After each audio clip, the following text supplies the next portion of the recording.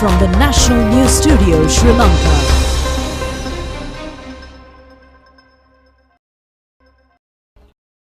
Hello there, a very good evening and a warm welcome to National News Broadcast. I'm Vidushni Sadish Kumar together with Charita Minipurarachi.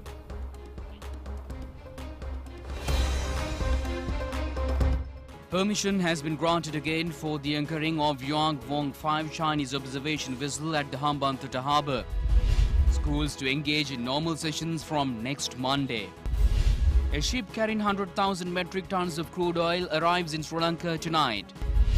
A Dornier 228 maritime patrolling aircraft to Sri Lanka from India. Ranjan Ramanayaka signs documents requesting his release. Latest issue of the Nanamihira question answer kit is being released. A growth in arrival of foreign tourists to Sri Lanka. British author Salman Rushdie subjected to a knife attack. Well, in your local stories this evening, the Sri Lankan government has once again granted permission for the Yuan Wang 5 Chinese observation ship to anchor at the Hambantota harbour. The Ministry of Foreign Affairs has issued the relevant permit to the harbour main station, the ship at the Hambantota harbour from the 16th to this 22nd of this month. A media release of the Ministry of Foreign Affairs says in light of certain concerns raised with the ministry, the government of Sri Lanka has requested the Embassy of the People's Republic of China by diplomatic note dated 5th of this month to defer the visit of the vessel to Hambantota port until the conduct of further consultations. The government has since engaged in extensive consultations at a high level through diplomatic channels with all parties concerned, with a view to resolving the matter in a spirit of friendship, mutual trust and constructive dialogue and in line with the principle of sovereign equality of states. A media release of the Ministry of Foreign Affairs says on the 12th of this month, the Chinese embassy in Sri Lanka has informed the ministry via diplomatic note that the vessel Yuan Wong 5 was scheduled to arrive at the port of Hambantota on the 16th of this month and applied for clearance for replenishment purposes for the new date 16th to 22nd of this month. Having considered all materials in place, yesterday the clearance to the Embassy of China was conveyed for the deferred arrival of the vessel from the 16th to the 22nd. The communique adds that the ministry wishes to reiterate Sri Lanka's policy of cooperation and friendship with all countries. It is Sri Lanka's intention to safeguard the legitimate interest of all countries in keeping with its international obligations. The ministry is deeply appreciative of the support, solidarity and understanding of all countries, especially in the current juncture when the country is in the process of addressing severe economic challenges and engaging in multiple domestic processes to ensure the welfare of the Sri Lankan people. Meanwhile, India has rejected yesterday insinuations that New Delhi pressured Colombo against the planned visit by the Chinese research vessel. Look, let me put it to this. I wanted to get a sense. We have seen certain comments. I wasn't sure what exactly you had. You wanted to know whether this was raised or not raised. Look, without getting into that, I've seen general comments about it, that India has been, India should be doing this or Sri Lanka has been pressured. Let me categorically say we reject the insinuations in such statements about India. Sri Lanka is a sovereign country and makes its own independent decisions. Insofar as India-Sri Lanka relations are concerned, you are aware, we've been talking about it, the centrality of Sri Lanka in our neighborhood first policy. This year itself, India has extended an unprecedented support of US $3.8 billion for ameliorating the serious economic situation facing the people of Sri Lanka. India is also fully supportive of Sri Lanka's democracy, stability and economic recovery. And regard to our security concerns, there were some comments that said, look, this is a sovereign right of each country. We will make the best judgment in our own interest. This naturally takes into account the prevailing situation in the region, especially in our border areas.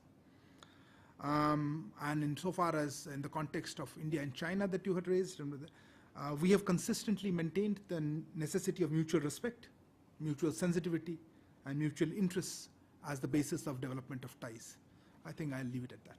Minister Vijayadas Rajapaksa said that they are trying to align themselves in a methodological manner with the non-aligned foreign state policy adopted by the Sri Lankan government. He added that they are attempting to resolve the issue by safeguarding the friendship with two countries. And meanwhile, the Ministry of Education has decided to conduct as usual the academic activities of all government and government-approved schools with effect from next Monday. Accordingly, schools will function from 7:30 a.m. to 1:30 p.m. on all 5 days of the working week. The Minister of Education has instructed all provincial authorities to prepare an appropriate program for principals, teachers and students in schools in areas where there are transport difficulties. Appropriate relief are to be continuously provided in the school week commencing from next Monday by principals to teachers and students affected by transport problems. The principals will be enlightened on the relevant methodologies by the provincial directors of education. The upcoming 3 months of school term will have to be used entirely for teaching of the relevant subjects. The officials have also been instructed to direct the students to engage in extracurricular activities outside of the school academic sessions. They have also been advised to restrict the conducting of ceremonies as much as possible. Minister Kanchana Wijesekara says another ship carrying 100,000 metric tons of crude oil is scheduled to reach the Colombo harbour tonight. And the minister in a Twitter message further says that unloading is scheduled to commence tomorrow after checking the samples. The minister's message further says that another ship of load of 120,000 metric tons of crude oil is scheduled to anchor at the port of Colombo between the 23rd and 29th of this month. Both ship loads carrying crude oil of Russian Ural type.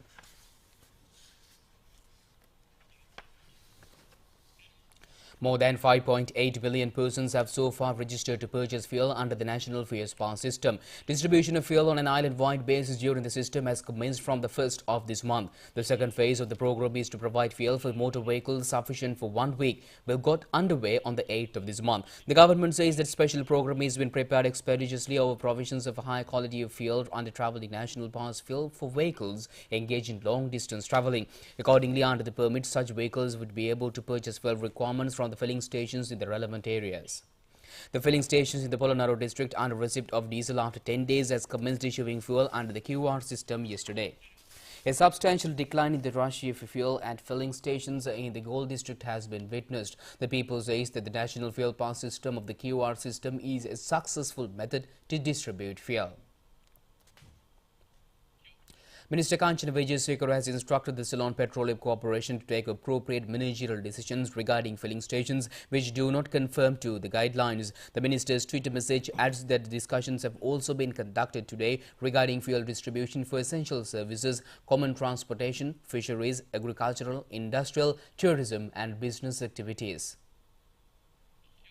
Minister Kanchana Wijesekara has presided over a progress evaluation meeting of fuel distribution at the Colombo installation this morning. Special attention has been focused on this occasion on the quantity of fuel being distributed by filling stations and the quantities of fuel to be released under the QR methodology. And meanwhile, the Central Bank of Sri Lanka has taken measures to set up a cooperative committee of participant groups. The objective has been to expand relations with main participant parties of the Sri Lankan economy. The committee is comprised of 17 veteran intellectuals in the private sector and the education sector. Professor Sirimal Aberatna of the Faculty of Economics in the Colombo University is the chairman of the committee. The other members are Ashik M. Ali, Kapila P. Ariyaratna, Sanjay Bandara, Damita Cook, Dr. Priyanga Dunusingha, Priyantha Fernando, Murtaza Jaffaji, Christopher Joshua, Rohan Masarakorala and Riaz Muller. The other group of members include Ashraf Omar, Lakshman Silva, Rohan Tennakon, Rajendra Tyagaraja, Professor Lakshman R. Vatawala, Dr. Ganeshan Vignaraja and Anushka Vijay Singha. The main task entrusted upon the high-level advisory committee is to present opinions and expectations of the private and education sectors on the economic conditions and future vision of the economy by taking into consideration of the overall developments in the economic and financial fields. The Sri Lanka Air Force will receive a Dornier 228 maritime observation aircraft from the government of India on the 15th of this month. During the defense dialogue between India and Sri Lanka in New Delhi in the year 2018, attention has been focused on the possibility of purchasing of 2 aircraft with the objective of enhancing maritime surveillance capabilities of Sri Lanka. The Indian government has agreed to provide 1 Dornier 228 maritime patrol aircraft from the Indian National Fleet on gratis basis for initial 2 years. As it would be required 2 years to manufacture a new aircraft, the Indian government has expressed their willingness to provide later on a brand new Dornier 228 maritime patrol aircraft free of charge to Sri Lanka. Subsequently, another brand new Dornier 228 will be introduced to Sri Lanka aircraft through the mutual agreed terms and conditions between 2 countries. The Indian Naval Dornier is a short take-off and landing multi-role light transport aircraft with a turboprop twin engine. A runway of 655 meters is sufficient for taking off an aircraft. Landing distance is required only 572 meters. Once the tank is filled up, the aircraft is able to fly a distance of 1,400 nautical miles. The Hindustani Aeronautics Limited has commenced production of the Dornier aircraft on the license of Dornier GmbH since the 1933. Dornier is also regarded as a twin engine of a turboprop type multi-purpose light transport plane. The aircraft of this nature has been manufactured in Germany since 1981. Later on, the Hindustani Aeronautics Limited has commenced production, receiving the Dornier patent right of Germany. The official handing over of the aircraft is scheduled to take place in Katunayake on the 15th. A group of pilots, engineers, inspectors and technicians of the Sri Lanka Air Force who have undergone 4 months of special training in India are scheduled to take charge of the flying and maintenance of the Dornier 228 aircraft. The SLAF hopes to expand its maritime coastal patrolling operations as well as for activities to control maritime pollution utilizing the aircraft. It will also be used for search and rescue operations on affected areas. General Secretary of the Sri Lanka Freedom Party, Dayasiri Jayasekara, says all parties must act together for a short period, disregarding political advantages. Well, he has made these remarks to the media in Kandy. SLFP General Secretary Dayasiri Jayasekara has expressed on the possibility of all party leaders joining a national council. This should not be an occasion of sharing portfolios. The parliamentarian added that it is a national responsibility for all to unite to bring the country out of the crisis. He also said that they have presented an honest program, but he added that they are aware that there is a group in the country which opposes such programs. The party General Secretary also said that everybody has the opportunity to join the program, disregarding seeking political advantages or personal benefits. The parliamentarian has also called on those who object the program to reconsider the request by thinking of the well-being of the country. A collective of 10 parties says they are in readiness at any moment to extend support without conditions to an all-party interim government. But representatives of the group have expressed their opinions to the media after a meeting in Colombo today. Parliamentarian Vasudeva Nanayakara said that they must participate in all activities in the legislature. He added that, however, they should not meddle in the affairs of the executive. Vasudeva Nanayakara also said that their common stance and they must give priority to the interest of the nation. He also said that today's program is an uncertain one. On the other hand, they talk about an all-party government, while at the same time the government is acting to fulfill the needs of a group of the poor to a party.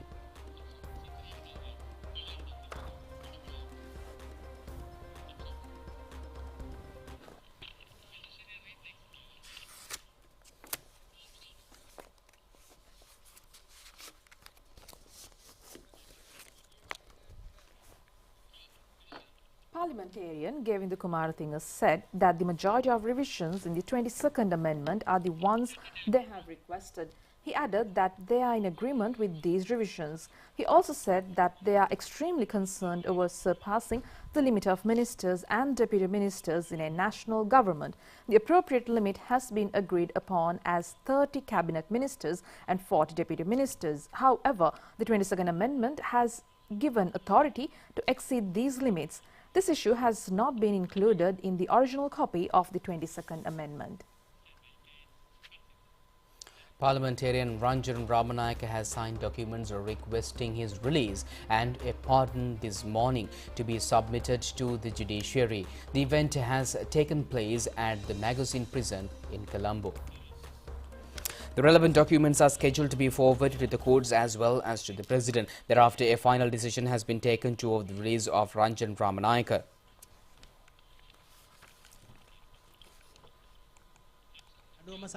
Lawyers said signatures have been taken for the documents relating to seeking presidential pardon on Ranjan Ramanayake. They added that they are hoping to hand over the request to the president as well as to the Supreme Court.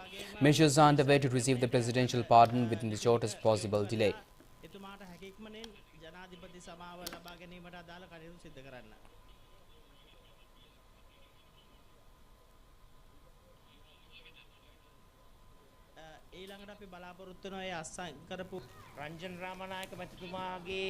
Opposition leader Sajid Premadasa says one of the main expectations of his party is to secure the release of full political rights of Ranjan Ramanayake, who is undergoing incarceration. He has made these remarks responding to a query raised by media personnel at a program conducted in Obesekarapura, Rajagiri today.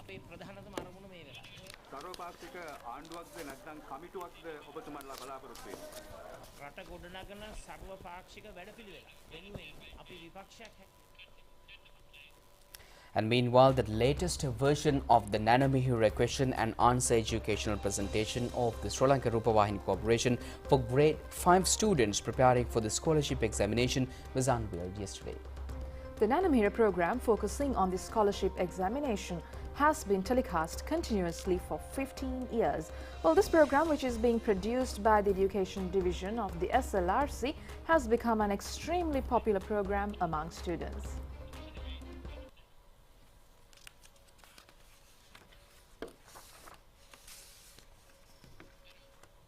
The series of Nanamihura programs are being directed by producer of the corporation, Devika Kumara Singha. In parallel to this program, a question and answer kit is being printed and sold annually since the year 2013. Chairman of the Sri Lanka Rupavahini Corporation, W.B. Ganegala, has handed over sets of question and answer papers for sale to the head of Godage Pot Madura, Sirisumuna Godage, head of the Sarasai Pot Madura, Kumuduni Haputantri, and publication manager of the Gunasena company, Jayampati Rajakaruna. The project is being identified as a guide to the scholarship examination and source of revenue for the Rupavahini Corporation. A substantial number of question-answer kits had been sold even during the period of the corona pandemic. This year, 50,000 question-answer sets have been printed. 30,000 requests have already been received for this educational material. Due to the increasing paper prices, each kit is being sold for 850 rupees. However, a discount is being provided for those who purchase more than 250 sets of the Nanamihura question-answer kits. A panel of skilled and popular teachers of government-approved schools are engaged in preparing the Nanamihura educational program. An event was also held to appreciate the services of these intellectuals. Director General of the Sri Lanka Rupavahini Corporation, Dr. B. Vijayaratna, Deputy Director General Sumedha Atulasiri, and the staff have also participated in the presentation ceremony. And meanwhile, a progress in the arrival of foreign tourists had been witnessed by the President. Our correspondent says that a large number of tourists have arrived in the island from Katunayake airport today as well. The tourist arrivals have been subjected to a drawback in the recent past. Now the foreign tourists are visiting the island in the small or large groups. Katunayake Airport has taken steps to extend relevant facilities to the tourists as well as to the guidelines. Foreigners were reported to have arrival from European countries as well as from Canada and Georgia. They have stated that they are engaged in travelling in Sri Lanka with great interest. Local and foreign tourists were seen attracted by weekend special express train operating from Colombo Fort to Badulla. The train commences journey from the Fort railway station at 5:30 am and reaches Badulla at 3:45 pm the same day. The stopovers are only at places of tourist attractions. The train passengers are being accorded the opportunities to watch enchanting locations with waterfalls between Hatton and Badulla and to take photos as well. The special train is equipped with first, second and third class compartments and a cafeteria coach as well.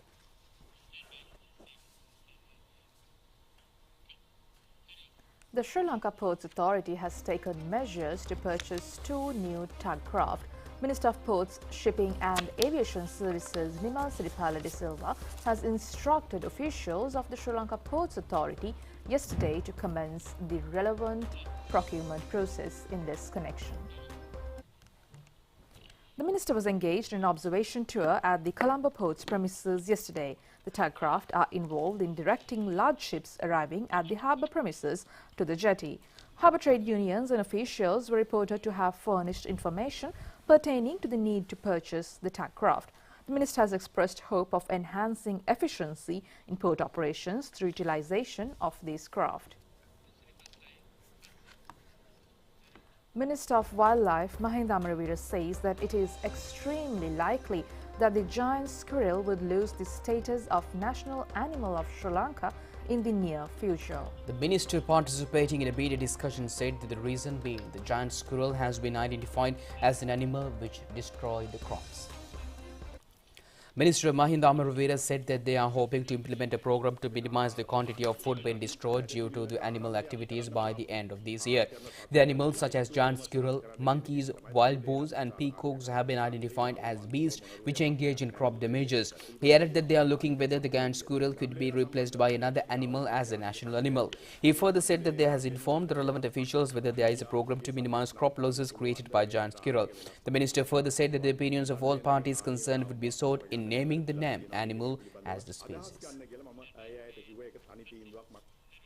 Well, a ceremony in connection with the International Elephants Day was held at the Pinnavala Elephant Orphanage yesterday.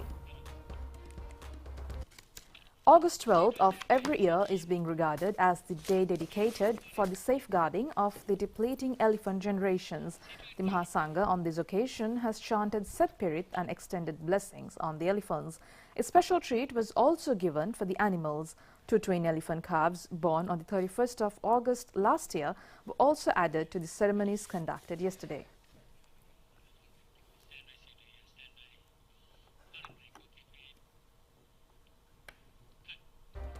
Well, stay tuned for foreign news coming up next.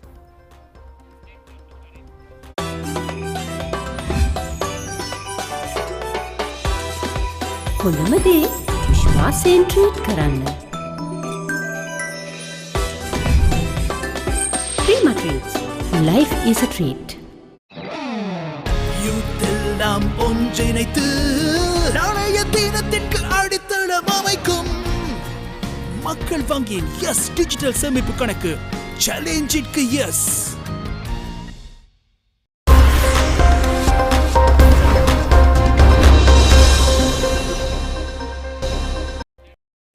Welcome back with international news. Salman Rushdie is on a ventilator and unable to speak after being stabbed on stage in the US, his agent says. Well, police confirmed Rushdie was stabbed at least once in the neck and at least once in the abdomen yesterday after an assailant rushed to the stage and lunged at the 75-year-old writer just as he was being introduced to the audience. Mr. Rushdie went into hiding with police protection in the UK in 1988 after Iran's top leader called for his murder over his novel, The Satanic Verses, which some Muslims deemed blasphemous. Police detained as a suspect named as Hadi Mathar, 24, from Fairview, New Jersey. New York State Police said the suspect ran onto the stage and attacked Mr. Rushdie and an interviewer at the Chautauqua Institution in western New York State. He was taken to a hospital in Erie, Pennsylvania by helicopter. No motive or charges have yet been confirmed by police, who are in the process of obtaining search warrants to examine a backpack and electronic devices found at the center. Police told the news conference that staff and audience members had pinned the attacker to the ground where he was arrested. A doctor in the audience gave Mr. Rushdie first aid after being airlifted to hospital, where he spent hours in surgery. Rushdie was on a ventilator and unable to speak. The interviewer, who was with Mr. Rushdie, Henry Ress, suffered a minor head injury and was taken to a local hospital. And meanwhile, the polio virus has been found in New York City wastewater, in another side that the disease, which had not been seen in the US in a decade, is quietly spreading among the unvaccinated people, health officials said yesterday. The presence of the polio virus in the city's wastewater suggests likely local circulation of the virus, the city and the New York State Health Department said. New York State officials and the health commissioner said that the detection of polio virus in wastewater samples in New York City is alarming but not surprising. New York City Health Commissioner said in a statement that the risk of New Yorkers is real, but the defense is so simple: get vaccinated against polio.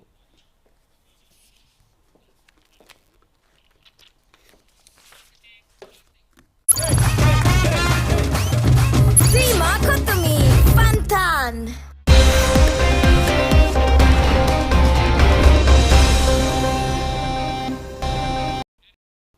Welcome back. Now on some sports updates, starting off with cricket. The Sri Lanka Under-19 cricket reserve participating in the England tour has been named, and the team is scheduled to engage in 3 one-day matches and 2 four-day encounters.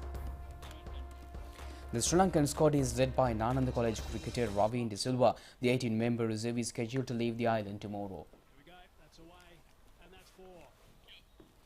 The International Wushu and Kung Fu Day falls today. A special program in this regard was held at the Independence Square in Colombo. The chief guest was Chinese ambassador in Sri Lanka, Yi Xiangling. Chairman of the Sports Council, Angela Ranatungu, also took part in the program, which included several special features.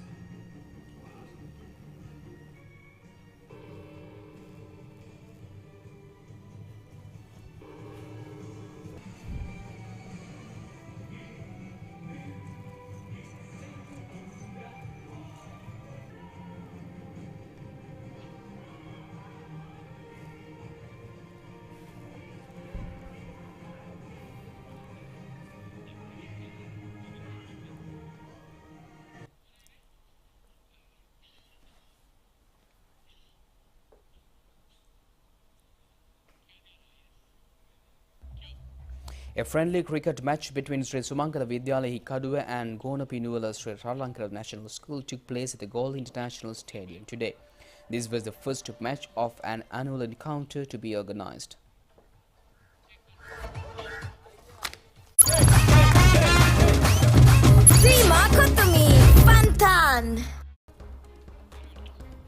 Well, that's it for tonight's news. Thank you for watching us.